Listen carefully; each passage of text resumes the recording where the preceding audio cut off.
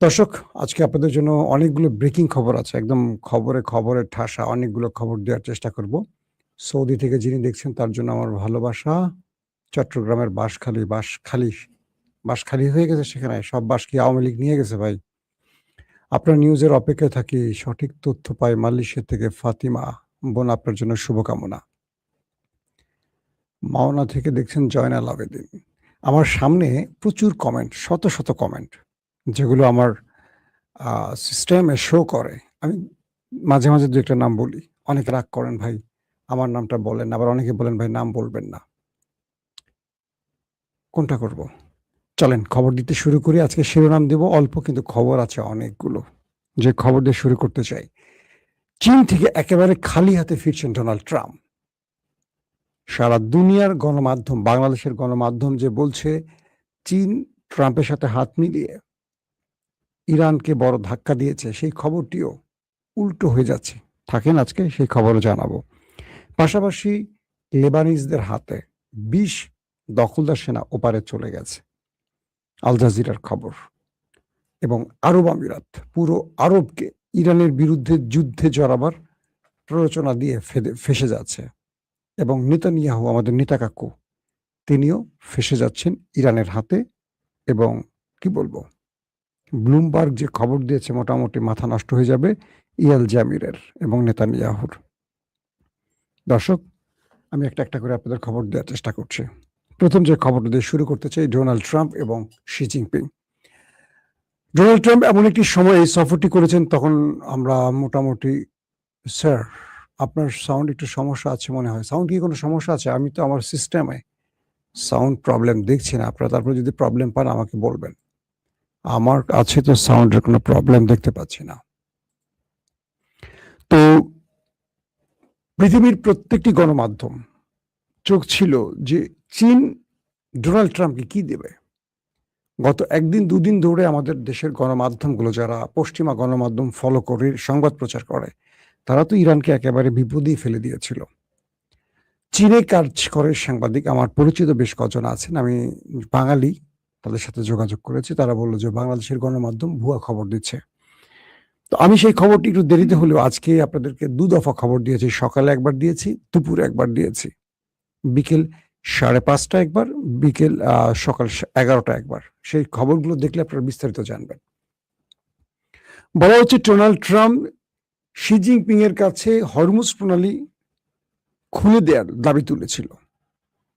সে ব্যাপারেও ইরানের পক্ষে দাঁড়িয়েছে চীন।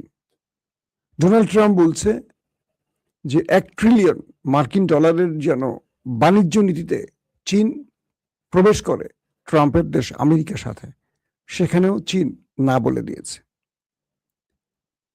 আরো কয়েকটি বিষয়ে ট্রাম্প বলছে যদি ইরান আমাদের সাথে চুক্তিতে আবদ্ধ না হয়, সেক্ষেত্রে আমরা এবার ইরানকে বড় রকম আক্রমণ করব। চীন বলে দিয়েছে আমরা ইরানের পাশে থাকব। খেয়াল করবেন, প্রশ্ন এবং উত্তর আমি সহজ করে আপনাদের বলে দিচ্ছি। এবং যে ১৬ জন মার্কিন গুরুত্বপূর্ণ সিওকে নিয়ে ডোনাল্ড ট্রাম্প চীন সফর করেছেন, তারাও মোটামুটি খালি হাতে ফিরেছেন। সিও বোঝেন, অ্যাপেল বা বড় বড় যে মার্কিন কোম্পানিগুলো আছে, সেই কোম্পানির যারা সিও, তাদেরকে সঙ্গে নিয়ে এসছিলেন ডোনাল্ড ট্রাম্প, কিন্তু খালি হাতে ফিরছেন। ট্রাম্পের সাক্ষাৎ শেষে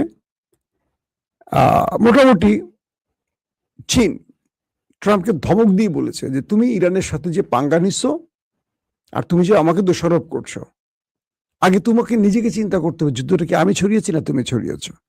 ট্রাম্প শি জিনপিংকে বলছে যে তুমি তোমার স্যাটেলাইট ব্যবস্থা দিয়ে মার্কিন সেনা ঘাঁটির সকল অবস্থান তুমি ইরানকে দিয়ে দিচ্ছ, যেটা আমাদের জন্য বা ইরান আমাদের উপর আক্রমণ করতে সহজ হয়েছে এবং যেটা আমাদের জন্য ক্ষতিকর হয়েছে। শি জিনপিং বললেন তুমি যে ইসরায়েলকে ব্যবহার করছো ইরানের বিরুদ্ধে, তুমি যে আরবের ভেতরে ঢুকে ইরানে আক্রমণ করছো, সেটা কি ভালো হয়েছে? এই যুদ্ধটা কি ইরান ছড়িয়েছে না তুমি ছড়িয়েছ? অতএব তোমাকে বন্ধ করতে হবে। ইরান যে শর্তগুলো দিয়েছে, এটা চীন হলে আরো বেশি শর্ত দিত। তার মানে ডোনাল্ড ট্রাম্প যে ডিলের প্রত্যাশা নিয়ে এসেছিলেন, সেই ডিল শি জিনপিং এর সাথে তার হয়নি।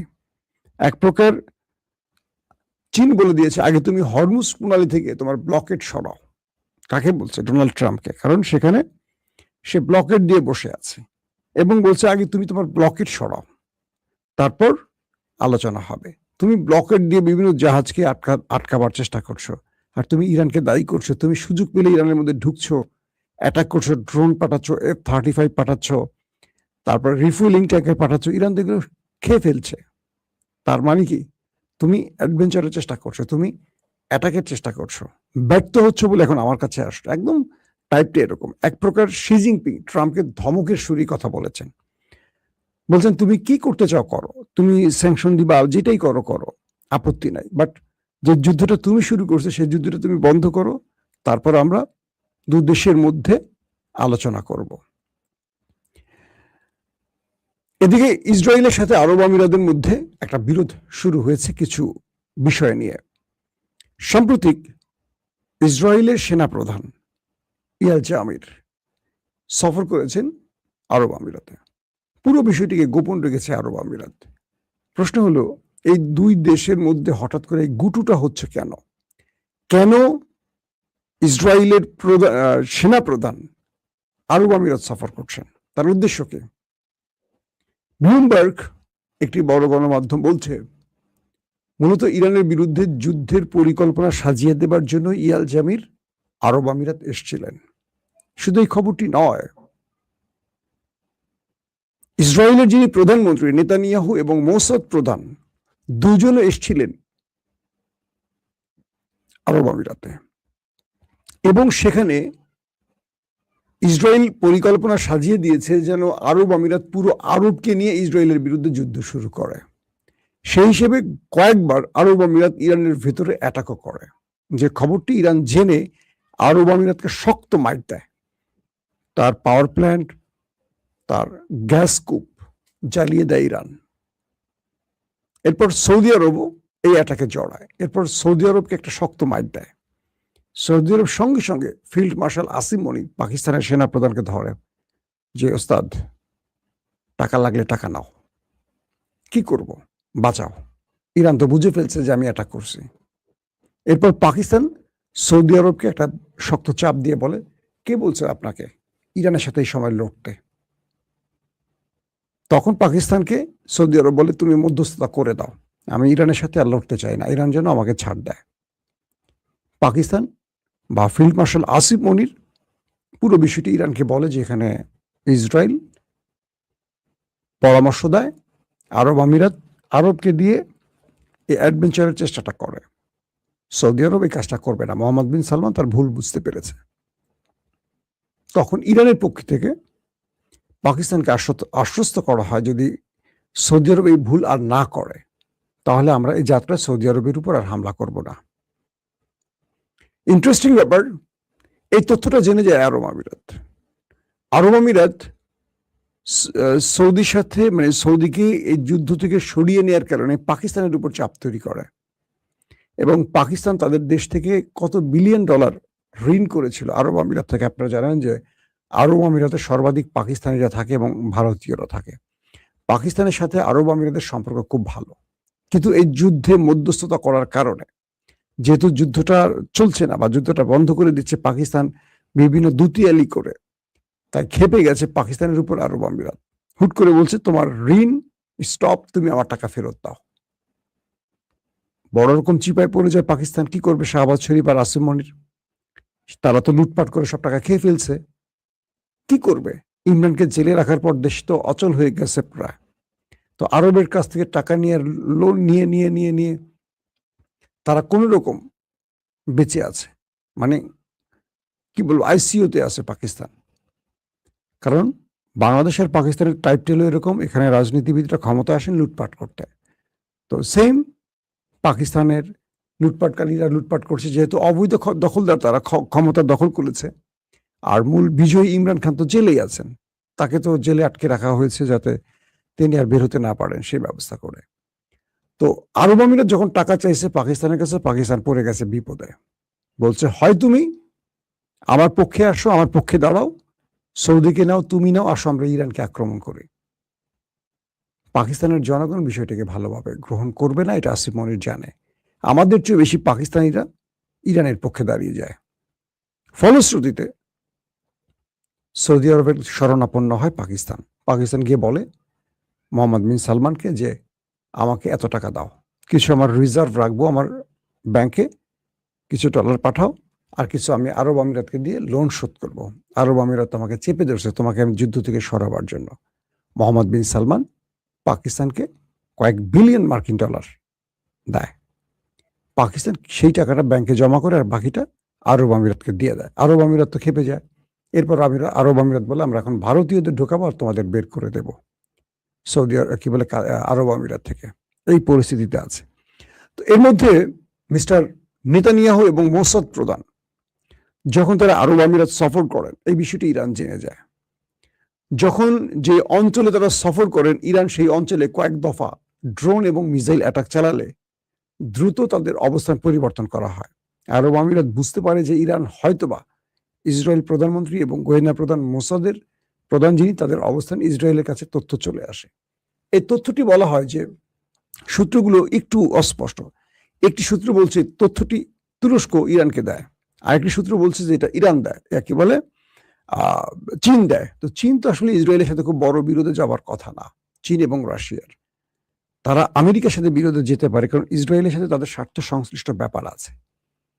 তো ধারণা করা হচ্ছে যে তুর্কি কোনো এজেন্সি হতে পারে, MIT, আই ডোন্ট নো, এরকম একটি ধারণা করা হচ্ছে কয়েকটি মাধ্যম, যে তুরস্কের পক্ষ থেকে ইরানকে জানানো হয় যে মোসাদ প্রধান এবং নেতানিয়াহু দুজন আরব আমিরাতের এই অঞ্চলে আছে। তখন IRGC এয়ারস্পেস থেকে কয়েক দফা মিসাইল এবং ড্রোন মারা হয় তাদেরকে লক্ষ্য করে।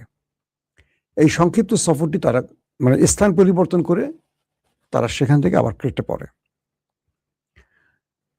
ব্লুমবার্গ তথ্যগুলি একটু আমার মতো করে না, আমি কিছু আরাবিয়ান আউটলেট থেকে দিচ্ছি। আর ব্লুমবার্গ বলছে যে এই তথ্যটি ইরান জানলেও ইরান ফ্ল্যাশ করে না, চুপ থাকে।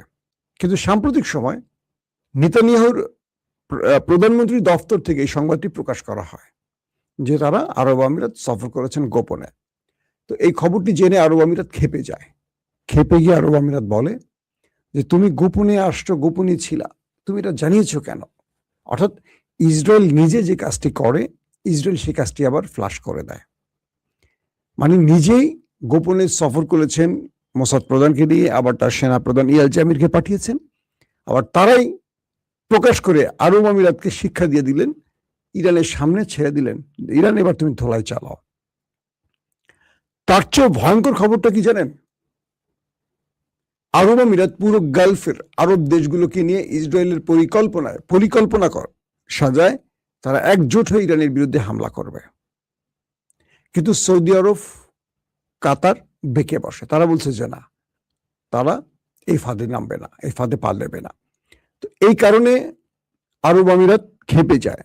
তারা ওপেক এবং ওপেক প্লাস থেকে বেরিয়ে আসে। তারা বলে যদি আমার দাবি তোমরা না রাখো, ইরানকে সম্মিলিতভাবে না মাইট দাও, তাহলে আমি ওপেক এবং ওপেক প্লাসের থাকবো না। তারা সেখান থেকে বেরিয়ে আসে এবং ইরানের বিরুদ্ধে যুদ্ধে আরব আমিরাত শেষ পর্যন্ত আরবকে প্ররোচনা দিয়ে যায়, কিন্তু আরব সেই ফাঁদে আর পা দেয় না। কারণ ভেতর থেকে তুরস্ক, চীন, রাশিয়া আরবদের সাথে দুতিলি চালায়। এর মধ্যে পাকিস্তান অন্যতম ভূমিকা পালন করে এবং পাকিস্তান অস্বীকার করে যে আমরা আরব আমিরাতের সাথে কোনো সামরিক চুক্তি করব না যতক্ষণ তারা ইসরায়েলের পক্ষে থাকবে। তারা চুক্তিটি করে সৌদি আরবের সাথে আগেই করে, এখন কাতার সেই লাইনে আসছে, পাশাপাশি তুর্কিরা মানে তুরস্ক আসছে সেই লাইনে। তো এই অবস্থায় ফাইন্যান্সিয়াল টাইমস যে খবরটি দিয়েছে, সৌদির সাথে ইরানের বৈঠকটি হয়ে গেছে, যে বৈঠকটি আমরা গত দুদিন ধরে বলছি, অনাক্রমণ যুদ্ধ, অর্থাৎ ইরান সৌদিতে আক্রমণ করবে না, সৌদি ইরানে আক্রমণ করবে না। এই বিষয়টি ফাইন্যান্সিয়াল টাইমস বলছে যে সৌদি ইরানের মধ্যে একটি বৈঠক হয়ে গেছে। এইটি আনুষ্ঠানিকভাবে এখন আরো বড় ফ্রেমে এটি আলোচনায় আসবে। তো এখন যে বিষয়টি তৈরি হয়েছে যে সৌদি আরব যদি ইরানের সাথে চুক্তিটি করে তাহলে ইরানের কি লাভ, সৌদি আরবের কি লাভ, এটি নিয়ে আমার আজকে সকালে একটি ভিডিও আছে যেটা 11টায় করছে। আপনারা একটু চ্যানেল সাবস্ক্রাইব যারা করছে তারা দেখবেন, বা যারা দেখেনি তারা একটু ভিজিট করে দেখবেন। আমি ডিটেইলস সেখানে বলে দিয়েছি যে এখানে কি সুবিধা হবে। এর মধ্যে পাকিস্তানে তেহরিক তালেবান যারা খাইবার পাখতুনখোয়ার একটি জেলায় আত্মঘাতী হামলা চালিয়ে 8 পাকিস্তানি সেনাকে শহীদ করেছে। পাকিস্তানের মধ্যে তেহরিকে তালেবান খুব মাত্রাতিরিক্ত আকাম কুকাম করে যাচ্ছে। যখন তাদের ধোলাই দেওয়া হয় তখন আবার আমাদের প্রতিবেশী দাদাদের দেশটি তাদেরকে প্যাট্রোনাইজ করে, তাদেরকে বিভিন্নভাবে মনিটর করে আবার মাঠে নামায়। যখন পাকিস্তান একটা দুর্দান্ত খেলা খেলছে, ইরান আর আমেরিকার যুদ্ধ বন্ধে ভূমিকা রাখছে, গোপনে ইরানকে সহযোগিতা করছে, আরবদেরকে বা আরব তুর্কি এদেরকে নিয়ে একটা নেটওয়ার্ক তৈরি করতে যাচ্ছে, তখন আবার তেহরিকে তালেবান। নামটা কত সুন্দর, মানে নামটা হবে ইসলামিক কায়দায়, কিন্তু ভিতরে পুরোটাই মাল হলো ওপারের মাল, বুঝছেন না আপনারা? তারা এই কাজগুলো করছে পাকিস্তানের মধ্যে।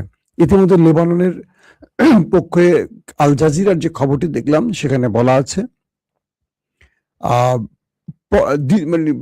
মার্চ মাসের শুরু থেকে এখন পর্যন্ত 20-এর অধিক দখলদার সেনাকে ওপারে পাঠিয়েছে হিজবুল বাহিনী। এটি নিঃসন্দেহে আপনাদের জন্য খুশির খবর। অর্থাৎ 2 মার্চ থেকে আজ পর্যন্ত হিজবুল বাহিনীর সাথে আইডিএফ এর যে লড়াই হয়েছে, সে লড়াইতে 20-এর অধিক তাদের সেনা ওপারে চলে গেছে। দর্শক, আরেকটি গুরুত্বপূর্ণ খবর আছে, সেটি হলো ট্রাম্প তো আজকে খালি হাতে ফিরে গেছেন, মানে আমেরিকার উদ্দেশ্যে রওনা হয়েছেন। আগামী 20 মে চীন সফরে যাচ্ছেন আরেক মাস্টার মাইন্ড, রাশিয়ার প্রেসিডেন্ট ভ্লাদিমির পুতিন। বলা হচ্ছে চীনের আমেরিকার প্রেসিডেন্টের সাথে যে আলোচনাগুলো হয়েছে তার নতুন ঝালাইটা আসতে পারে রাশিয়া থেকে। কারণ ট্রাম্প এক বাক্যে এই সফরটি নিয়ে ব্যাপক আয়োজন করলেও মূলত তিনি মনক্ষুণ্ণ বা বিষণ্ণ মনে খালি হাতে ফিরে গেছেন। ইতিমধ্যে আন্তর্জাতিক খবরগুলো সেগুলোর দিকে নজর দিচ্ছে। তো 2 মার্চ থেকে